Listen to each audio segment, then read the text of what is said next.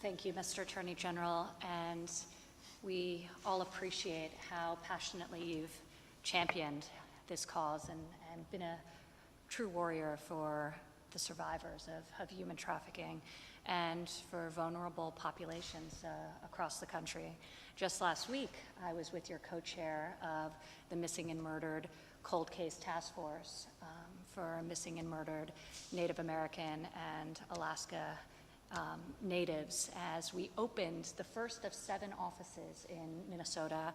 Today, the second of these 7 is being opened in Grand Rapids, South Dakota. So thank you for your work and advocacy on behalf of those individuals as well. The president stated very early in the administration, it was only weeks after he had come to the White House, that he would put the full force and weight of this government behind ending human trafficking, arguably the gravest of human rights violations. Since then, the president has signed 9 pieces of legislation into law to do exactly that. Funds have also been allocated and really show that this government is prioritizing and putting funds where it matters in the hands of those on the front lines. So just in this past year, in addition to the grants that we'll be talking about today, $70 million was added for enhanced prosecutions and $123 million for supporting the state and local governments as they further this work.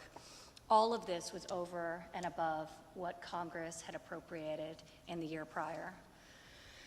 DOJ housing assistance grants are absolutely critical, and the Attorney General outlined some of the ways in which these grants will be used by the great organizations that convened around this table, in addition to 73 from numerous states across the country, a total of $35 million in grants, and that really being just the beginning.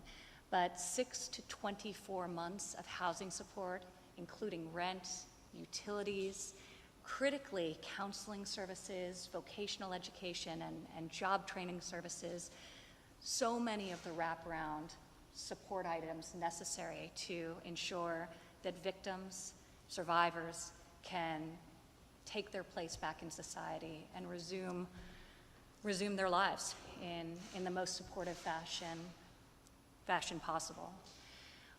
The human trafficking hotline has articulated the fact that housing assistance is the #1 need, the #1 service requested in all of these human trafficking related crisis cases. So this is targeting a specific need that has been highlighted for the Department of Justice.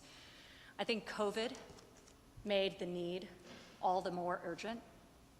In many cases, victims find themselves sheltering in place with their traffickers without another option. So like with so many other things, COVID has really underscored urgency